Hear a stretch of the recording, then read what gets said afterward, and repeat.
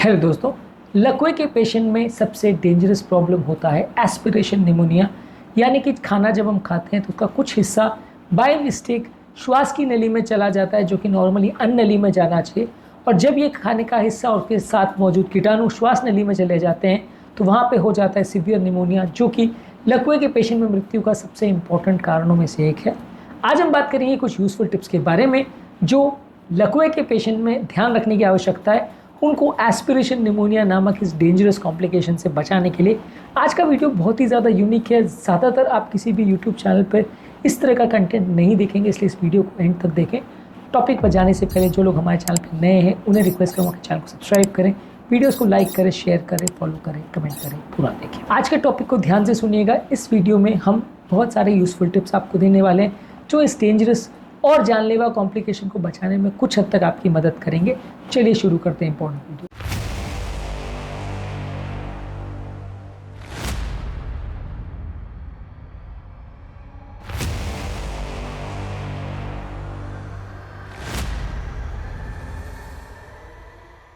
सबसे पहला पेशेंट का स्वॉलोइंग का फंक्शन को असेस करिए उसको खाना खिलाने से पहले। कई बार क्या होता है कि जब पेशेंट लकवा का पैरालाइज पेशेंट होता है, अक्सर वो बाकी ऊपर शरीर से ठीक दिखता है, लेकिन श्वास की नली वाले मसल्स या अन्न नली को कंट्रोल करने वाले जो मसल्स होते हैं गले के, वो थोड़े पैरालाइज हो जाते हैं, जिसको हम असेस नहीं कर पाते हैं। जिनको प्रॉपरली अगर असेस नहीं किया जाए और बिना सोचे समझे यदि पेशेंट को हम खाना खिलाना चालू कर देते हैं तो मिस्टेक से खाना अन्न नली में चला जाता है। कारण ये है कि जब कभी भी हम खाना खाते हैं तो हमारे श्वास नली के ऊपर एक कवर, एक फ्लैप रहता है, एक ढक्कन जैसा रहता है, जो कि उसे बंद करके रखता है ताकि हमारा खाना श्वास नली में ना जाए, अन्न नली में जाए।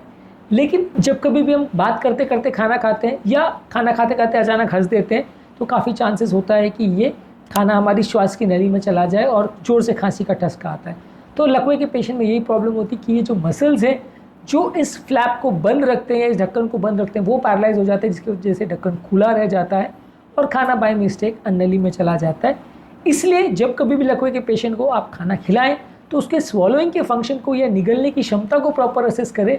पहले खाना खाने के। यदि आप खाना खिलाने के बाद सडनली कुछ प्रॉब्लम होती है तो आप अक्सर मैनेज नहीं कर पाओगे, इसलिए थोड़ी मात्रा में खाना दीजिए। देखिए कि वो प्रॉपर निगल पा रहा है कि नहीं, वो अन्न नली में जा रहा है कि नहीं जा रहा है, पेशेंट को खांसी का ठसका तो नहीं लग रहा है। और इसको या तो एंडोस्कोपी द्वारा भी असेस किया जा सकता है, फाइब्रो ऑप्टिक एंडोस्कोपी द्वारा भी आप वहाँ की मसल्स को और वहाँ की मसल्स की मूवमेंट को असेस कर सकते हैं। उसके बाद पेशेंट को खाना खिलाएं तो ज़्यादा सेफ रहेगा।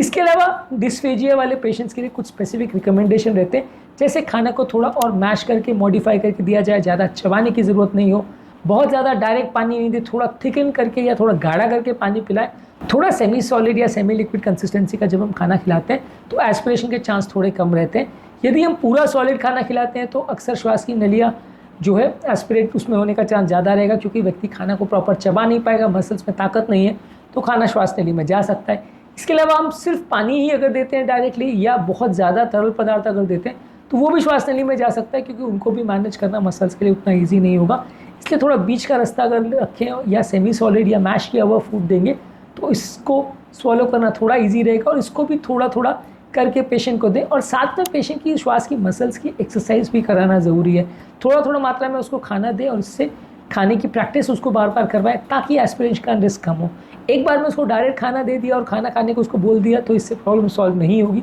थोड़ी थोड़ी मात्रा में खाना दें, उसको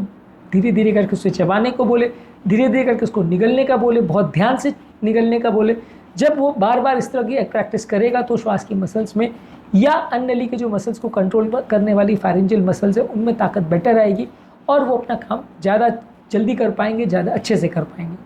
इसके अलावा एस्पिरेशन को रोकने के लिए आप पेशेंट को बिठा करके खाना खिलाएं। अक्सर रिलेटिव्स ये गलतियाँ करते हैं कि खाना खाने के दौरान या खाना खाने के बाद पेशेंट तुरंत लेट जाता है, जिसकी वजह से खाना वापस श्वास नली में चला जाता है, व्यक्ति को एस्पिरेशन हो जाता है। इसलिए आप ये कोशिश करिए कि खाना खाने के दौरान व्यक्ति बिल्कुल 90 डिग्रीज पर बैठा रहे और एटलीस्ट खाना खाने के बाद एटलीस्ट 30 मिनट तक भी पेशेंट सीधा ही बैठा रहे, ताकि ये खाना रिफ्लक्स होकर या रिगर्गिटेट होकर वापस श्वास नली में ना चला जाए। अगर पेशेंट लेटा हुआ है या रिक्लाइन पोजीशन में तो उस पोजीशन में फीडिंग ना करें, इससे नुकसान ज़्यादा हो सकता है। इसके अलावा आप असिस्टिंग डिवाइसेस का प्रयोग कर सकते हैं, जैसे कुछ स्पेशलाइज कप्स, स्पेशलाइज यूटेंसिल्स या फीडिंग सिरिंजेस वगैरह आते हैं, या राइल्स ट्यूब वगैरह का प्रयोग कर सकते हैं, जिससे आप पेशेंट को खिला सकते हैं। ये अडेप्टिव सिरिंजेस वगैरह जो आती है या कप्स यूटेंसिल जो आते हैं, इससे आप पेशेंट को खिलाने की प्रैक्टिस कर सकते हैं जिनको माइल्ड डिस्फेजिया का प्रॉब्लम है। लेकिन अगर बहुत ज़्यादा सीवियर है और पेशेंट बिल्कुल ही नहीं खा पा रहा है तो आप डायरेक्ट नेज़ोगैस्ट्रिक ट्यूब डाल के यानी नाक की नली से पेट में ट्यूब डाल के कुछ दिनों तक, जब तक मसल्स वापस ठीक नहीं होती तब तक ट्यूब से ही पेशेंट को फीडिंग करते हैं। ट्यूब से फीडिंग करने के हिसाब से क्या प्रिकॉशंस होते हैं, क्या क्या सावधानियाँ होती हैं, ये हमने एक सेपरेट वीडियो में एड्रेस किया है, उन्हें आप हमारे चैनल पर ज़रूर चेकआउट करें। पर कई पेशेंट्स में लगभग हफ्ता 10 दिन महीना भर तक कई बार ट्यूब से ही फीडिंग करनी पड़ती है जब तक पेशेंट का ये स्वॉलोइंग रिफ्लेक्स वापस ना आ जाए। इसके अलावा जब कभी भी आप पेशेंट को खाना खिला रहे हैं तो कोई चोकिंग के साइंस तो नहीं आ रहे, पेशेंट को खांसी तो नहीं आ रही, खाना खाते समय उसकी आवाज़ चेंज तो नहीं हो रही, गले में कुछ खराश जैसी तो नहीं आ रही, या उसको खाना निगलने में या थूक को निगलने में को मैनेज करने में कोई दिक्कत तो नहीं आ रही। ये सारे साइंस को आप कंटिन्यूसली ऑब्जर्व करते रहे। बेहतर यही होता है कि इनिशियल फ्यू डेज़ में जो खाना खिला रहे हैं वो एक स्पेशलाइज ट्रेन नर्स हो जो इस तरह की ट्रेनिंग में प्रॉपरली उसको सब कुछ आता हो उसके बारे में, वो अगर इस सब चीज़ों को मॉनिटरिंग करे तो ज़्यादा अच्छा है, या एटलीस्ट वो पेशेंट के रिलेटिव्स को ये सब चीज़ सिखा दे, ये सब चीज़ों को मॉनिटर कैसे करना है तो ज़्यादा अच्छा रहेगा, ताकि पेशेंट प्रॉपर खाना निगल पा रहा है या नहीं निगल पा रहा है, उसको चोकिंग या गैगिंग या इस तरह की प्रॉब्लम्स तो नहीं हो रहे हैं, ये सारी चीज़ों को प्रॉपर मॉनिटर किया जा सकता है। इसके अलावा जब कभी भी आप पेशेंट को पानी दें तो उसको थोड़ा सा स्टार्च डाल के या गम बेस्ड कुछ सोल्यूशंस आते हैं वो डाल के उसको थोड़ा गाढ़ा कर दें, क्योंकि सीधा पानी देने में अक्सर वो श्वास की नली में जा सकता है। खाने को भी थोड़ा मैश करके देंगे, सेमी सॉलिड या सेमी लिक्विड फॉर्म में क्रश करके देंगे, छोटे छोटे टुकड़े में काट के देंगे तो कंपैरेटिवली ज़्यादा उसको निगलना ईजी रहेगा। इसके अलावा एक और इम्पॉर्टेंट इसमें तरीका ये है कि छोटी छोटी मात्रा में उनको खाना दें और बार बार खाना दें। आप उनको एक बार में बहुत सारा खाना खिला के खाना ख़त्म करने की कोशिश करेंगे तो इसमें पेशेंट को डिस्फेजिया ज़्यादा हो सकता है, क्योंकि कई बार क्या है मसल्स पूरी तरह पैरालाइज नहीं होती लेकिन उनकी काम करने की क्षमता कम हो जाती है। जब हम ज़्यादा मात्रा में उनको खाना खाने की कोशिश करते हैं तो व्यक्ति को अक्सर डिस्फेजिया हो सकता है और श्वास की नली में खाना जा सकता है। थोड़ी मात्रा में खाना उनको खिलाए, जब वो खाना खा ले फिर आधे एक घंटे के बाद जब वो खाना पच जाए तो 1-2 घंटे बाद फिर से उनको खाना खिलाए। ये करने से कंपैरेटिवली एस्पिरेशन का चांस कम होगा। इसके अलावा मुंह का भी प्रॉपर ध्यान रखें, मुंह में प्रॉपर ब्रशिंग वगैरह करें, खाना वगैरह खिलाने के बाद मुंह की प्रॉपर साफ़ सफाई का ध्यान रखें, मुंह में कहीं कीटाणु वगैरह तो नहीं आ रहे, क्योंकि कई बार जब हम खाना खिलाते हैं तो श्वास की नली के साथ ये कीटाणु भी सलाइवा के साथ श्वास नली में चले जाते हैं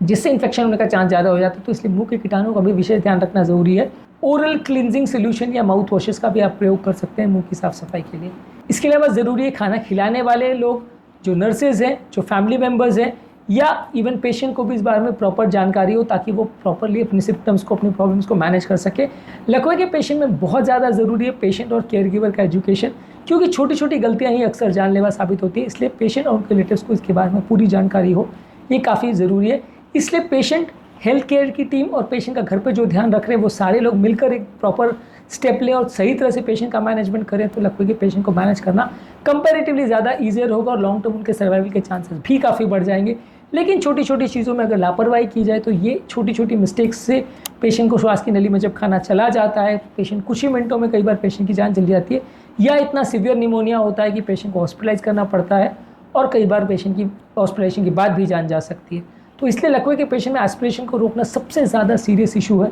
इसको समझना और इसको मैनेज करना बहुत ज़्यादा ज़रूरी है। आज के टॉपिक में हमने बात करी लकवे के पेशेंट में एस्पिरेशन निमोनिया ना हो जाए इसके लिए क्या प्रिकॉशंस होते हैं। उम्मीद करूँगा कि आज के टॉपिक में कुछ नई बातें जानने को मिली होगी। लकवे के पेशेंट में बाकी सारी चीज़ों में और खासकर राइल्स ट्यूब फीडिंग के लिए क्या सावधानियाँ रखने की आवश्यकता है उसको हमने सेपरेट वीडियो में एड्रेस किया है, इनको आप ज़रूर हमारे चैनल पर चेक करें। टॉपिक एंड करने से पहले जो लोग हमारे चैनल पर नए हैं उन्हें रिक्वेस्ट करूँगा कि चैनल को सब्सक्राइब करें, वीडियोज़ को लाइक करें, शेयर करें, फॉलो करें, कमेंट करें, पूरा